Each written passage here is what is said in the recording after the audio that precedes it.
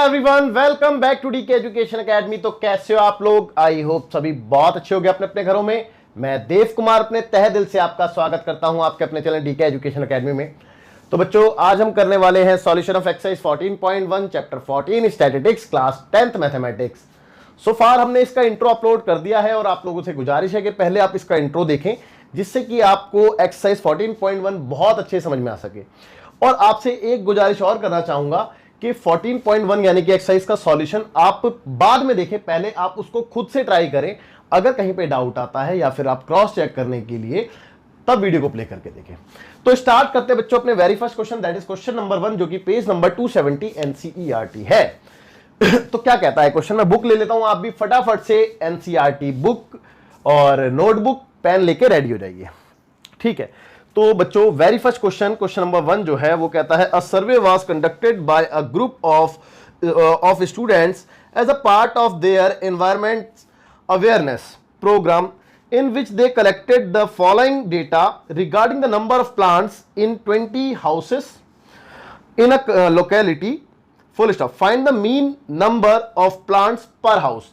आपने mean number बताना है, यानी कि एवरेज कैलकुलेट करना है, ठीक है, पर हाउस, है ना। ओके, और आगे आपको डेटा दे रखा है, डेटा आप बोर्ड पे भी देख सकते हैं, ठीक है ना, मैंने लिख रखा है ऑलरेडी। और आगे लिखा है which method did you use for finding the mean and why.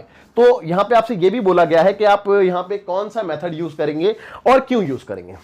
Okay, तो देखिए एक काम करते हैं, सबसे पहले ये आपको क्लास इंटरवल और फ्रीक्वेंसी दे रखी है। अच्छा, क्लास इंटरवल को इन्होंने जो लिखा है वो है नंबर ऑफ प्लांट्स और नंबर ऑफ हाउसेस।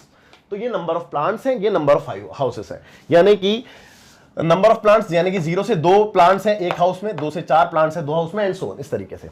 ओके, सबसे पहले काम करते हैं बच्चों, हम कोई सा भी मेथड यहां पे अप्लाई करें। जैसा कि हम जानते हैं, हमने 3 मेथड सीखे हैं, direct method, assumed mean method और स्टेप डेविएशन मेथड। हम कोई सा भी मेथड यहां पे अप्लाई करें, हमें मिड वैल्यू चाहिए ही चाहिए, है ना। तो सबसे पहले वी कैलकुलेट मिड वैल्यू, है ना, ऑफ द डेटा। तो मिड वैल्यू कैसे कैलकुलेट करते हैं? x इज इक्वल टू, मैंने आपको बताया था, L1 प्लस L2 बाय 2 करके, यानी कि lower limit plus upper limit by 2। तो दोनों को प्लस करूंगा और 2 से डिवाइड करूंगा तो 1 आएगा। चेक कर लो भाई, देखो ना, 2 और 0, 2 को 2 से डिवाइड किया 1, ठीक है, 4 तो 6, 6 को 2 से डिवाइड किया तो 3। अब मुझे पता है 2 का गैप है तो 2 बढ़ा के लिखते जाएंगे। तो 5, 7, 9, 11, 13। और चेक कर लो, ये ना हमेशा बिटवीन ही आएगा इनके। चेक कर लो, जैसे 10 और 12 के बिटवीन 11 आ रहा है ना, एंड सो। अच्छा, अब एज वी ऑब्जर्व कि जो फ्रीक्वेंसी है वो बहुत, देखो, स्मॉल वैल्यू है ना, स्मॉल वैल्यू है, और जो मिड वैल्यू है वो भी बहुत ज्यादा बड़ी नहीं है। तो यहां पे सुटेबल मेथड जो रहेगा वो क्या रहेगा बेटा? डायरेक्ट मेथड रहेगा। तो हम डायरेक्ट मेथड यहां पे क्यों अप्लाई कर रहे हैं? Because of value of frequencies and the value of mid value, है ना, तो आर स्मॉल्स, है ना। So that's why I am using the method of direct, है ना, डायरेक्ट मेथड यूज करेंगे। तो देखो डायरेक्ट मेथड क्या कहता है, तो पहले मैं मेथड, चलो नाम भी लिख देते हैं मेथड का, तो बाय डायरेक्ट मेथड, तो बाय यूजिंग डायरेक्ट मेथड, है ना। तो डायरेक्ट मेथड बेटा बेसिकली क्या कहता है? Mean is equal to sigma f x upon sigma f. No doubt basically आपकी एनसीईआरटी में एफ आई और एक्स आई लिखा होता है ना, लेकिन मैं डिनोट एफ और एक्स से करता हूं। तो अंडरस्टूड है कि आपने इस चीज से कंफ्यूज नहीं होना, आप चाहो तो एफ आई और एक्स आई भी लिख सकते हो, ठीक है। चलिए अब आगे, अब देखो according to direct method we need f into x, है ना। तो एफ ईरा एक्स ईरा दोनों को मल्टीप्लाई कर देंगे तो आपके पास एफ एक्स आ जाएगा। तो 1 1 1, 3 2 6, और 5 1 5, और 7 5 35, और 6 9 54, और 2 11 22, और 13 3 39। चेक कर लो। अब मेरे को अकॉर्डिंग टू डायरेक्ट मेथड मेरे को इसका टोटल चाहिए, है ना। तो समीशन ऑफ एफ एक्स और अपॉन में समीशन ऑफ एफ चाहिए। ओके, तो देखिए 3 2 5, 5 6 11, 11 और 5 16, 16 और 1 17, 17 18 19 20। तो बच्चों यहां तो आ गया 20। चेक कर लो। और यहां पे कितना आ गया? 5 और 1 6, सॉरी 6 और 1 7, 7 5 12, 12 5 17, 17 और 4 21, 21 22 23, 23 और 9 32, 32 का 2 कैरी हुआ 3, 3 और 3 6, 6 2 8, 8 5 13, 14 15 16, तो 162, ठीक है, 162। यहां तक आपको कोई डाउट नहीं होना चाहिए, ठीक है। ओके, अब फॉर्मूले में अगर मैं इसको सब्स्टिट्यूट कर दूं तो देखिए ये कितना है बेटा? 162 अपॉन में कितना आएगा? 20। चेक कर लो। तो बेटा 2 से कैंसिल हो जाता है, 2 से 10 टाइम्स में, और 2 से 8 टाइम्स में, और 1 टाइम्स में। 0 हटेगा तो पॉइंट आ जाएगा। तो बच्चे आपका मीन कितना आ गया? मीन आ गया आपका 8.1। बट प्लीज वेट, मैं एक बार आंसर चेक कर लेता हूं पीछे कितना लिखा है। 8.1 प्लांट से लिखा है, ठीक है। तो बच्चों इसने ये भी पूछा था कि हम डायरेक्ट मेथड, जो भी हम मेथड यूज करेंगे वो क्यों यूज करेंगे, है ना। तो इसका जो आंसर होगा वो बेटा वही जो जैसे कि मैंने पहले बताया कि we used direct method because frequency and the mid value are small, है ना, इसका रीजन ये है। तो उम्मीद करता हूं क्वेश्चन आपको बहुत अच्छे से क्लियर हो गया होगा। और आपको मीन वैल्यू निकालनी थी पर हाउस की, तो वो है 8.1 प्लांट्स, ठीक है। तो बच्चों फटाफट से वीडियो पॉज करके नोट कीजिए, फिर देखते। तो बच्चों देखते हैं क्वेश्चन नंबर 2 जो कि सेम पेज 270 एनसीईआरटी है। तो मैं क्वेश्चन को रीड कर रहा हूं, आप लोग ध्यान से सुनेंगे।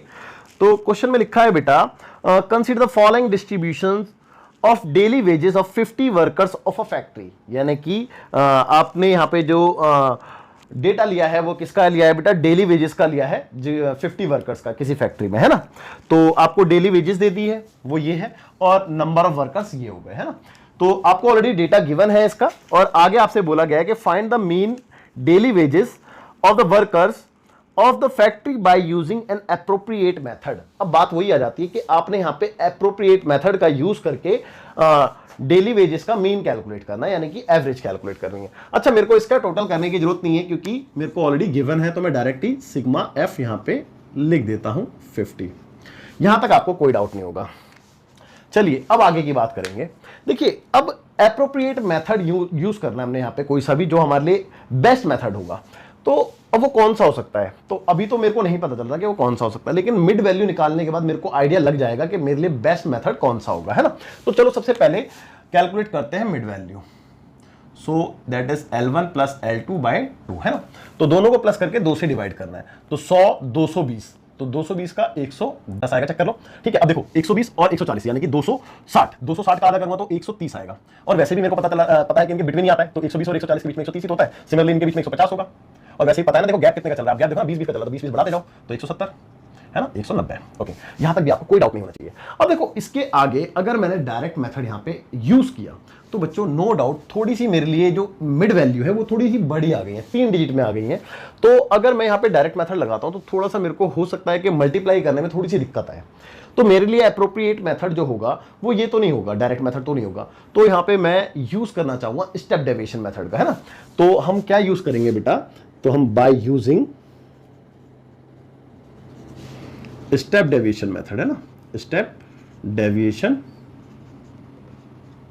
मेथड। ओके, तो देखिए स्टेप डेविएशन मेथड होता क्या है, एक बार लिख लें बेटा। ओके, तो एक बार लिख लेते हैं। स्टेप डेविएशन मेथड होता है बेटा, mean is equal to what, a plus sigma f d upon sigma f into में इंटरवल, है ना, ठीक है। अब देखो यहां पे d क्या होता है, where d is equal to x minus a upon i, ये मैं ऑलरेडी बता चुका हूं आपको। A4 एज्यूम्ड मीन होता है जो कि हम इस डेटा में एज्यूम करते हैं, और I4 इंटरवल है जो इनके बीच में गैप चल रहा है ना।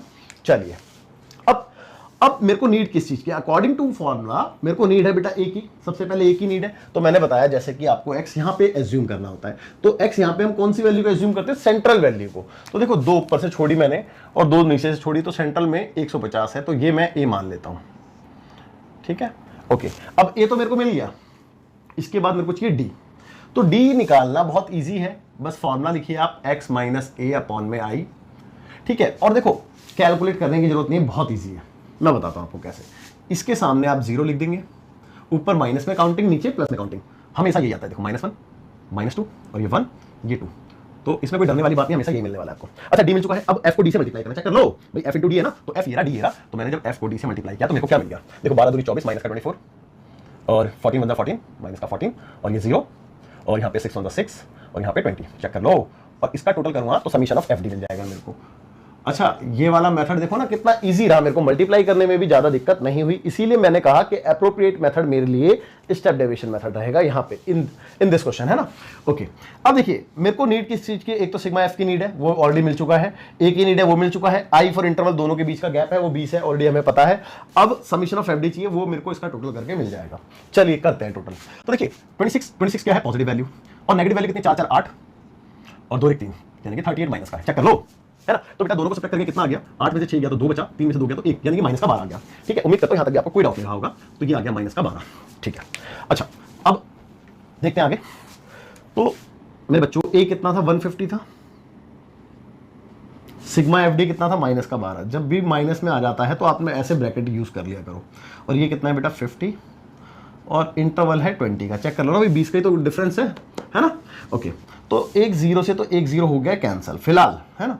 अब बचा क्या, 150, और ये प्लस माइनस माइनस का साइन आएगा। 12 इंटू 2 करूंगा तो 24 आता है, 24 अपॉन में है 5। 24 को 5 से डिवाइड कर लेते हैं साइड में, तो 24 डिवाइडेड बाय 5, 5 चौक 20, बचा 4, पॉइंट लगा दो 0, 5 अट्ठे 40। ठीक है, तो कितना आ गया बेटा, 4.8 आ गया। तो 150 माइनस 4.8, तो 150 माइनस 4.8, तो 10 में से 8 गया तो 2 बचेगा, और यहाँ पे 9 में से 4 गया तो 5 बचेगा, और यहाँ पे आ गया 4 और 145.2, 145.2 ये आपकी आ गई। ठीक है, क्या आ गई बेटा, क्या आ गई बेटा, ये क्या कैलकुलेट कर रहे थे हम, वेजेस कैलकुलेट कर रहे थे, तो मीन वेज आ गया ये आपका, है ना, मीन वेजेस आ गई। तो लेट मी चेक, मैं एक बार आंसर चेक कर लेता हूं पीछे कितना दे रखा है। क्वेश्चन नंबर 2, ठीक है, एक्सरसाइज इतने का, तो 145.20 बिल्कुल ठीक है, बिल्कुल ठीक है, 145.20 या फिर 2, बात एक ही है, क्योंकि पॉइंट के बाद 0 लगाने का कोई मतलब रह नहीं जाता। तो बच्चों इसको रफ कर देता हूं मैं, और उम्मीद करता हूं आपको क्वेश्चन बहुत अच्छे समझ में आ गया होगा। आप फटाफट से वीडियो पॉज करके नोट कीजिए। फिर तो बच्चों देखते हैं क्वेश्चन नंबर 3, जो कि सेम पेज 270 एनसीईआरटी है। ये थोड़ा अच्छा क्वेश्चन है, देखेंगे कैसे। तो बेटा क्वेश्चन कहता है, the following distribution shows the daily pocket allowance of children of a locality, the mean pocket allowance is ₹18। यानी कि आपको ऑलरेडी मीन यहां पे गिवन है क्वेश्चन में, तो मैं मीन लिख देता हूं, कितना गिवन है, मीन है ₹18। ओके, आगे क्या लिखा है, find the missing frequency F. तो आपने मिसिंग फ्रीक्वेंसी एफ निकालनी है, और आपको डेटा दे रखा है। डेटा में आपको बोला है डेली पॉकेट अलाउंस इन रुपीस, तो डेली पॉकेट अलाउंस ये रहा आपका क्लास इंटरवल में, और नंबर ऑफ चिल्ड्रन आपके यहां पे आ गए, यानी कि जिनको डेली पॉकेट अलाउंस यानी कि पॉकेट मनी कह सकते हैं, जिनको 11 से 13 के बीच में मिलती है वो 7 बच्चे हैं, जिनको 13 से 15 के बीच में मिलती है वो 6 बच्चे हैं, एंड सो ऑन, है ना। तो उम्मीद करता हूं बात आपको समझ में आएगी होगी। तो इन सबको ऑन एन एवरेज कितने पैसे मिलते हैं वो आपको ऑलरेडी गिवन है, ₹18, है ना। तो ऑन एन एवरेज इतने रुपए मिलते हैं। चलिए, अब बात यह है, आपने इस मिसिंग फ्रीक्वेंसी निकालने के भैया 19 से 21 रुपए कितने बच्चों को मिलते हैं वो बताइए। उम्मीद करता हूं बात आपको समझ में आई होगी। तो देखिए, अब बात वही आएगी आपके सामने कि सर मेथड कौन सा यूज करें यहाँ पे। तो देखो, मैं फिर कहूंगा वही बात कि आपको अगर मेथड यूज करना है यहाँ पे कोई भी, तो उसके लिए आपके पास x होना चाहिए। तो x तो तीनों मेथड में चलता है, तो पहले x निकाल लेते हैं, उसके बाद बात करेंगे मेथड की। तो x is equal to what, L1 plus L2 by 2। अब देखो दोनों को प्लस करके 2 से डिवाइड करना है। तो देखो 11 और 13 कितने होते हैं, 24, 24 को 2 से डिवाइड करो 12 आ गया। चेक कर लो, मैं देखो ना 3 और 1 4 और 1 और 2 यानी 24, 24 को 2 से डिवाइड करो 12 आएगा, और 13 और 15 28, 28 को 2 से डिवाइड करो तो 14 आएगा। और वैसे ही मुझे पता है कि 2 का गैप है तो 2 बढ़ाता जाता हूं इसमें, बस ये 16, ये 18, ये 20, ये 22 और ये 24। अब लास्ट वाला चेक कर लेते हैं, क्रॉस चेक। देखो 23 और 25 के बीच में था 24, बिल्कुल ठीक है जी, कभी गलती होगी नहीं। ठीक है, ओके। चलिए, अब मैंने देखा कि यार ये तो 2 डिजिट नंबर है और काफी बड़े बड़े भी लग रहे हैं, तो क्यों ना मैं इसको उस मेथड से करूं, स्टेप डेविएशन मेथड। क्योंकि देखो ऐसा नहीं है कि डायरेक्ट मेथड से नहीं होगा या बहुत लेंथी हो जाएगा, नहीं, डायरेक्ट मेथड से भी ये बहुत इजी है, क्योंकि इतने बड़े नंबर भी नहीं है, बिकॉज ऑफ आपकी फ्रीक्वेंसी भी बहुत छोटी है। तो ऐसा कुछ नहीं है कि डायरेक्ट मेथड से लेंथी हो जाएगा, ऐसा कुछ नहीं है। लेकिन स्टेप डेविएशन मेथड जो है मेरा भी फेवरेट है, और मैं बच्चों को भी रिकमेंड वही करता हूं कि आप स्टेप डेविएशन मेथड से करो, बिकॉज ऑफ कैलकुलेशन गलत होने के चांसेस वहां पे ना के बराबर होते हैं ना, वहां पे गलती होने के चांसेस कम रहते हैं ना। चलिए, तो according to step deviation method, तो बेटा मैं यहां पे क्या यूज करने वाला हूं, by step deviation method.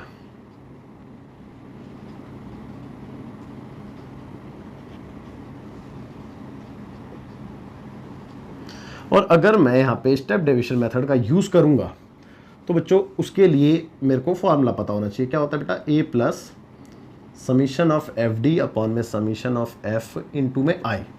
Okay, तो अब मेरे को ये सारी डिटेल्स की जरूरत पड़ने वाली है, तो 1 बाय 1 कैलकुलेट कर लेते हैं, क्या हर्ज है।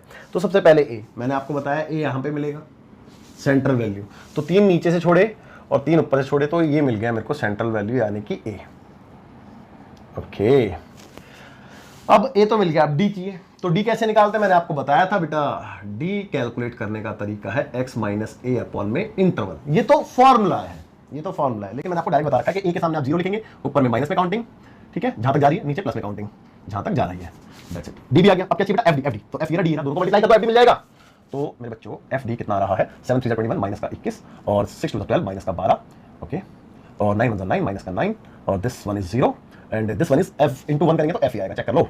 और 5 2 10, ओके, और 4 3 12। That's it. उम्मीद करता हूं यहां तक आपको कोई डाउट नहीं रहा होगा। चलिए अब मेरे को इसका टोटल चाहिए भाई, समीशन ऑफ एफ डी चाहिए होता है, तो देखते हैं भाई। 12 प्लस का और 12 माइनस का तो क्लैश ही हो गया है ना, सिंपल सी साफ दिख रहा है। 12 प्लस का 12 माइनस का क्लैश हो गया। अब देखो 10 प्लस का है और 9 माइनस का है, तो 1 प्लस का बचा, 1 प्लस का इसमें से करूंगा तो माइनस का 20 आने वाला है, चेक कर लो, माइनस का 20 और प्लस में एफ भी आएगा। भाई देखो ना, अगर आप इसको टोटल करते हो तो 12 और 10 22, 22 हटा दो तो 22 अगर मैं इसमें से हटाता हूं तो प्लस का 1 बचता है, प्लस का 1 इसमें से हटा दो तो प्लस का 1 अगर हटेगा तो 8 बचेगा, 8 और 12 प्लस करो तो 20 ही तो आएगा माइनस का, और प्लस में F1 as it is. Okay, चलिए यहां तक भी आपको कोई डाउट नहीं रहा होगा। अच्छा, इसका टोटल क्या मेरे को दे रखा था? अगर नहीं दे रखा था तो कर लेते हैं। तो समीशन ऑफ एफ देखो चेक करेंगे भाई, 7 6 13, 13 और 22 22 23 24 25 10 35 35 35 और 5 40 40 और 4 44 44 प्लस एफ, है ना। That's it. उम्मीद करता हूं कोई डाउट नहीं रहा होगा यहां तक। देखो अब मीन आपको ऑलरेडी गिवन है बेटा 18, इसकी जगह मैं सब्स्टिट्यूट कर सकता हूं 18, बिल्कुल कर सकते हैं जी। ए कितना है? ए भी 18 है इत्तेफाक से। समीशन ऑफ एफ डी कितना है? माइनस का 20 प्लस एफ, ब्रैकेट में डाल दो अगर माइनस में आता है तो इस तरीके से। ये कितना है बेटा? 44 प्लस एफ, और इंटरवल 2 का है, चेक कर लो भाई, 2 का ही तो अंतर है। ओके, यहां तक भी आपको कोई डाउट नहीं रहा होगा। अब देखो एक काम करता हूं, इसको इधर लेके आता हूं, यहां पे काम कर लें बेटा, यहां पे आ जाते हैं। देखो ये 18 एज इट इज, ये वाला 18 इधर आएगा तो माइनस का हो जाएगा, इक्वल टू में ये वाली वैल्यू बची है। तो ये वाली वैल्यू है क्या बेटा? ये f प्लस का है और माइनस का 20 है और अपॉन में 44 और प्लस f इंटू में 2 है, चेक कर लो भाई, यही है ना। ओके, अब देखो 18 माइनस 18 तो हो गया 0, और ये वाली वैल्यू अगर इधर आएगी, शिफ्ट होगी, तो ये भी खत्म हो जाएगी, है ना भाई। देखो ना, अगर ये वाली वैल्यू इधर आएगी तो इसके इंटू में तो आएगी, तो 44 प्लस एफ, और 2 इंटू में तो 2 डिवाइड में आ जाएगा, तो राइट हैंड साइड में क्या बचा बेटा? f minus 20। और उम्मीद करता हूं यहां तक कोई डाउट नहीं होगा। अब देखो 0 से मैं इंटू करूं, 0 से मैं डिवाइड करूं, पूरा खाक में मिल जाता है, 0 बन जाएगा। तो भैया ये तो बन गया 0। राइट हैंड साइड में क्या है? f minus 20। अब माइनस 20 इधर आ गया, प्लस 20 हो गया, इक्वल टू क्या रह गया? f। तो it implies f is equal to 20। तो मेरे बच्चों 20 बच्चे ऐसे हैं जिनकी पॉकेट मनी यानी कि पॉकेट अलाउंस 19 से 21 रुपए जिसको मिलते हैं, है ना। 20 बच्चे ऐसे हैं, और उम्मीद करता हूं क्वेश्चन बहुत ज्यादा टेढ़ा नहीं था, अच्छा क्वेश्चन था, बिकॉज ऑफ कुछ नया सीखने को मिला कि मिसिंग वैल्यू कैसे कैलकुलेट करनी है। तो फटाफट से वीडियो को पॉज करके नोट कीजिए, फिर देखते हैं। तो बच्चों देखते हैं क्वेश्चन नंबर 4, जो कि पेज नंबर 271 एनसीईआरटी है। तो क्या कहता है? कहता है बेटा 30 women were examined in a hospital by a doctor and the number of heartbeats per minute were recorded and summarized as follows. Find the mean heartbeats per minute for the woman choosing a suitable method. और आपको यहाँ पे data दे रखा है, data में ये क्या है बेटा? Class interval number of heart beats per minute, ये नंबर ऑफ हार्ट बीट्स है पर मिनट, और ये नंबर ऑफ वुमेन है ना, जिसका एग्जामिन हुआ है, ठीक है। तो ये बेटा कितनी वुमेन्स थी? ये 30 वुमेन है, तो इसको टोटल करने की हमें जरूरत है नहीं, तो ये मैं डायरेक्ट लिख देता हूं क्योंकि मुझे गिवन है। और एक बार क्रॉस चेक करना चाहो तो चेक कर सकते हो, देखो 4 2 6 और 6 7 13 13 और 3 13 और 3 16 16 और 8 24 24 और 4 28 29 30, बिल्कुल ठीक है ना। अब आपने यहाँ पे हार्ट बीट निकालना है, उसका मीन निकालना है, ठीक है। Mean of heart beat per minute calculate करना है, किससे? By suitable method.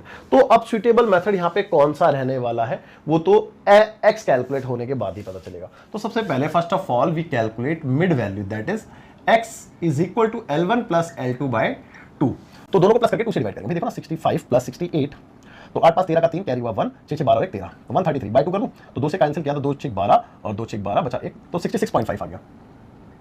तो बेटा बाकी की मुझे कैलकुलेट करने की जरूरत नहीं है, क्योंकि मैंने आपको बताया था कि आपने बस गैप देखना कितने का है। तो बेटा साफ साफ नजर आ रहा है मुझे 5 का 3 का गैप है, तो 3 इसमें प्लस करते जाओ बस यार। तो 3 इसमें प्लस करूंगा तो 69.5, अब 3 इसमें प्लस करूंगा तो 69 70 71 72.5, 3 प्लस करूंगा तो 75.5, 3 प्लस करूंगा तो 78.5, चेक कर लो, और 3 प्लस करूंगा तो 81.5, और 3 प्लस करूंगा तो 84.5। मेरे हिसाब से कोई डाउट नहीं होना चाहिए। और अगर मान लो लेट्स सपोज कि मैं यहाँ पे डायरेक्ट मेथड लगाता हूँ, तो यार ये वैल्यू काफ़ी बड़ी है और पॉइंट में भी है, तो नो डाउट मेरे को दिक्कत हो सकती है यहाँ पे, है ना। ऐसा नहीं है कि क्वेश्चन होगा नहीं, क्वेश्चन जरूर होगा, बट प्रॉब्लम क्रिएट हो सकती है ना। तो सुटेबल मेथड क्या स्टेप डेविएशन मेथड नहीं होना चाहिए? आप कहोगे सर आपने एक भी क्वेश्चन एज्यूम मीन मेथड से नहीं कराया। यार मैं आपको क्लियरली बताऊं तो एज्यूम मीन मेथड से मैंने आपको इंट्रो में समझाया है एज्यूम मीन मेथड, लेकिन वो मेरे को, मैं अपने ओपिनियन दे रहा हूं, वो मेरे को यूजलेस मेथड लगता है, उसका मेरे को नहीं लगता कि कोई बेनिफिट है, तो मैं उससे क्वेश्चन जनरली सॉल्व नहीं करता। अगर क्वेश्चन में बोला होगा कि आपने सॉल्व करना है by using assume mean method, तो मैं उससे ही करूंगा, ठीक है, बट राइट नाउ मैं नहीं करूंगा उससे, ठीक है, क्योंकि क्वेश्चन में बोला नहीं है, क्वेश्चन में बोला है कि आप सुटेबल मेथड यूज करो। तो मेरे लिए सुटेबल मेथड मेरे को जो लग रहा है वो है स्टेप डेविएशन मेथड, तो हम इसको स्टेप डेविएशन मेथड से कैलकुलेट करेंगे। तो अब according to step deviation method, ठीक है, तो फॉर्मूला लिख लें, by using step deviation method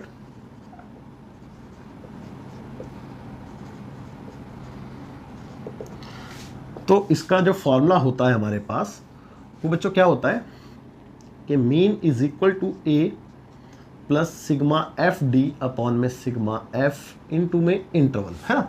okay यहां तक आपको कोई डाउट नहीं होगा। चलिए अब ए चाहिए मेरे को, तो ए मेरे को यहां पे मिलेगा बेटा सेंट्रल वैल्यू में, है ना। तो चलो ऊपर के 3 छोड़ दें, नीचे के 3 छोड़ देते हैं, तो यहां पे मेरे को ए मिल गया। अब आप ये कहोगे कि सर ये जरूरी तो नहीं है कि हर बार ये जो डेटा है वो ऑड ही हो, क्योंकि देखो ना 1 2 3 4 5 6 7 ऑड था, तो इसीलिए मेरे को सेंटर में वैल्यू मिल गई थी। लेकिन अगर ये डेटा इवन हुआ तो मेरे को सेंटर में वैल्यू नहीं मिलेगी। भाई अगर मान लो एक यहाँ पे और लिखा होता तो 4 नीचे हो जाते, 4 ऊपर हो जाते, सेंटर में कुछ बच ही नहीं रहा।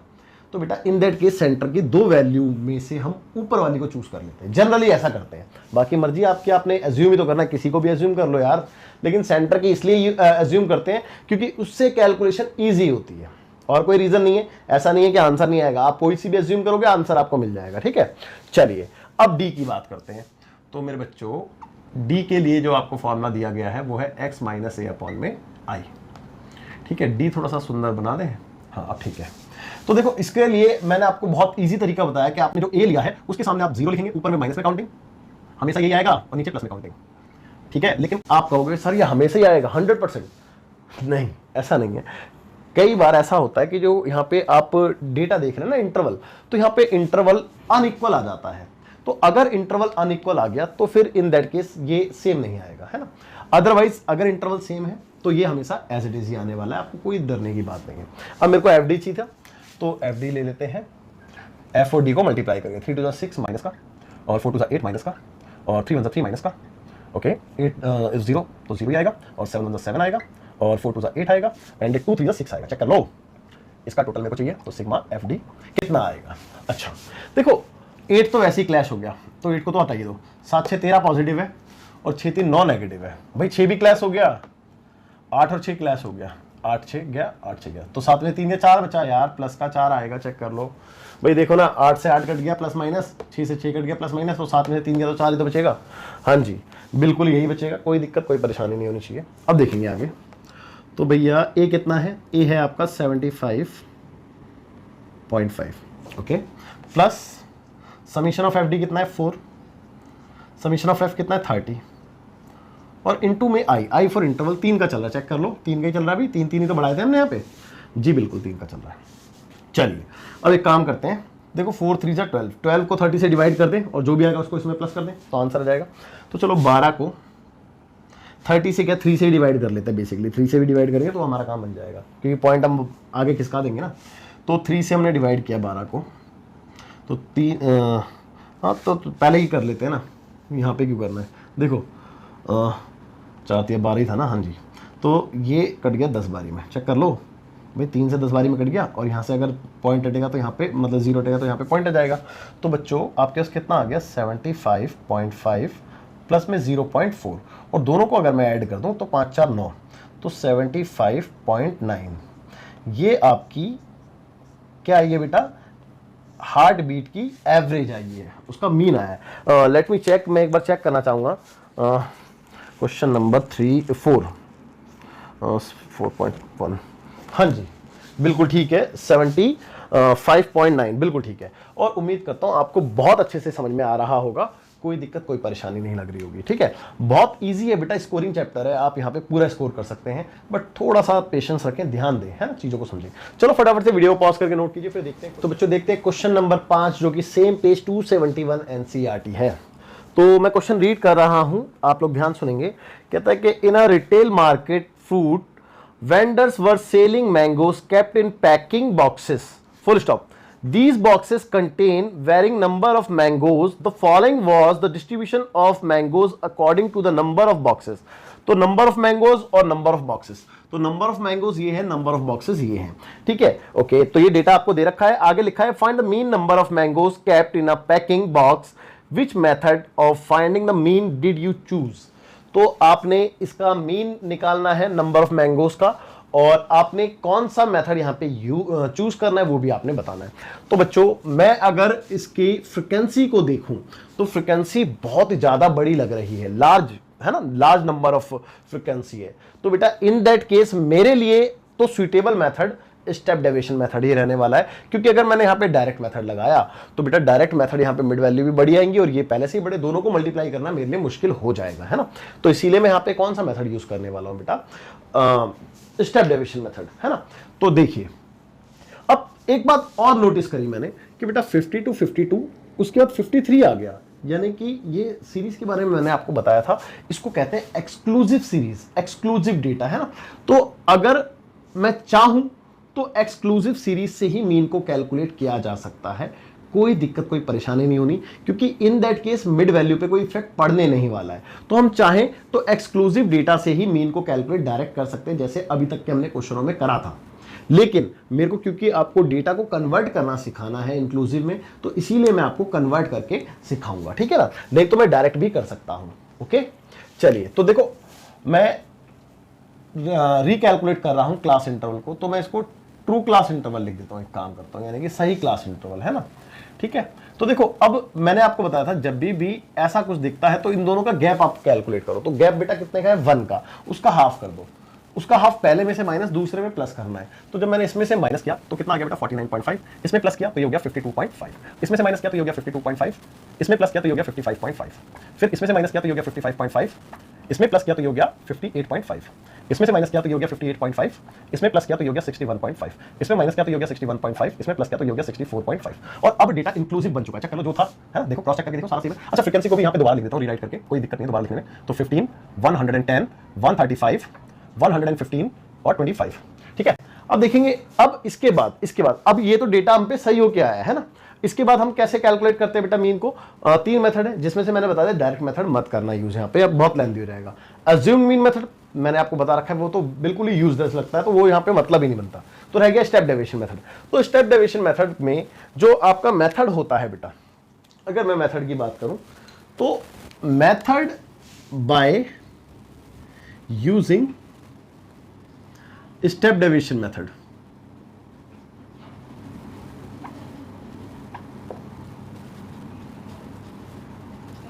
तो अगर मैं यहां पे स्टेप डेविएशन मेथड का यूज करता हूं तो उसके लिए बेटा फॉर्मूला क्या होता है, उसके लिए फॉर्मूला होता है a plus sigma f d upon sigma F into में आई फॉर इंटरवल, है ना। तो यहां तक आपको कोई डाउट नहीं होना चाहिए। अब अकॉर्डिंग टू फॉर्मूला सबसे पहले हमें नीड किस चीज की बेटा, a की, ठीक है। तो a that is assume mean, तो मैंने आपको बताया था a किसमें हम लेते हैं बेटा, मिड वैल्यू में। तो पहले मेरे को मिड वैल्यू कैलकुलेट करनी पड़ेगी। तो मिड वैल्यू क्या होती है बेटा, x is equal to L1 plus L2 by 2।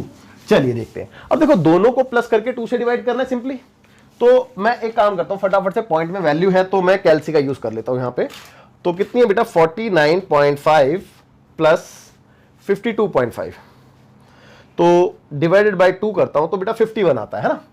तो ये आ गया आपका 51, ठीक है। अगली देखते हैं, दोनों को प्लस करके 2 से डिवाइड करते हैं। तो 52.5 प्लस 55.5 चेक कर लो, और डिवाइडेड बाय अगर 2 करते हैं तो 54 आ रहा है। 54। तो बच्चों एक बात बताओ, एक बात हो, 3 3 का गैप चल रहा है, साफ नजर आ रहा है बेटा, 3 3 का गैप चल रहा है ना। तो एक काम अगर 3 3 प्लस करते जाते हैं भाई, तो 54 में 3 प्लस करेंगे तो 57, फिर ये 60 और ये फिर 63। मुझे नहीं लगता कि आपको कोई भी डाउट होना चाहिए यहाँ तक, है ना। तो कोई डाउट नहीं होगा। और जैसे कि देखो मैंने बताया था कि इससे भी अगर आप मिड वैल्यू निकालते तो यही निकलती, कोई दिक्कत कोई परेशानी नहीं थी। अच्छा, इसके बाद मेरे को क्या चाहिए बेटा यहाँ पे, डी फॉर डेविएशन। तो डेविएशन कैलकुलेट करने का जो फॉर्मूला होता है, जो मैंने आपको बताया है कि x माइनस a अपॉन में i, ये तो सिर्फ लिखने के लिए है ना। बाकी मैंने कैलकुलेट करना तो आपको बहुत इजीली सिखा रखा है कि आप सेंट्रल वैल्यू को एज्यूम मीन a ले लेते हो और उसके सामने 0 और फिर माइनस में काउंटिंग, ऊपर की साइड नीचे प्लस में काउंटिंग, ये आ गया डी। लास्ट में क्या करना बेटा, f को d से मल्टीप्लाई, है ना। तो finally f into D calculate कर लेते हैं। तो देखिए 15 टू 30 माइनस का और 110 माइनस का ही आएगा और ये 0 हो जाएगा और ये 115 आएगा और ये 25 टू 50 आएगा, चेक कर लो। और इसका अगर मैं टोटल कर देता हूं तो समीशन ऑफ एफडी मिलेगा। चलिए फटाफट से कैलसी का यूज करके यहाँ पे भी कर लेते हैं। तो वैसे तो कैलसी की जरूरत नहीं है, मेरे ख्याल से 115 यानी 5 55 55 25, चलिए 25 चेक कर लेते हैं फिर भी। तो 115 प्लस 50 और इसमें से माइनस करना है 110 माइनस 30, तो बिल्कुल सही आ रहा है 25 ही जो हमने कहा था।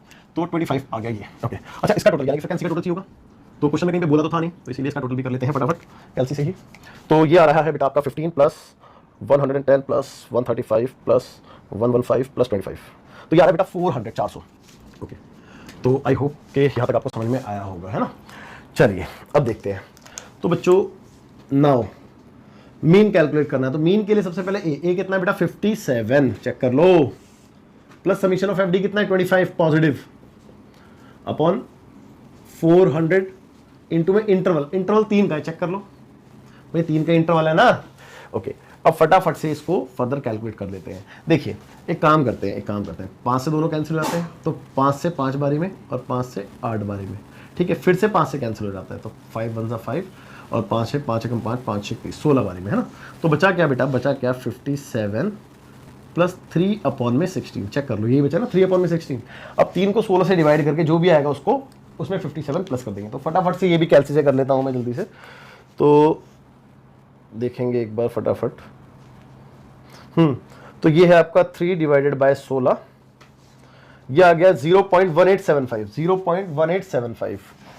तो 57 प्लस 0.1875 और दोनों को प्लस कर देते हैं, तो 57.1875 को हम 19 लिख दें बेटा अप्रॉक्स करके, है ना।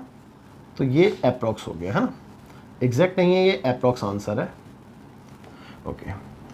तो आई एम श्योर आपको ये क्वेश्चन भी अच्छे से समझ में आ गया होगा। तो बच्चों इस एक्सरसाइज में टोटल 9 क्वेश्चन है, जिसमें से हमने 5 कंप्लीट कर लिए हैं। तो बचे हुए जो 4 क्वेश्चन है वो हम नेक्स्ट पार्ट में करेंगे। तो समय हो चुका है आपको अलविदा कहने का, तो आप फटाफट से वीडियो पॉज करके नोट कीजिए और बाय बाय, टेक केयर, जय हिंद, मिलते हैं आपसे अगली क्लास में।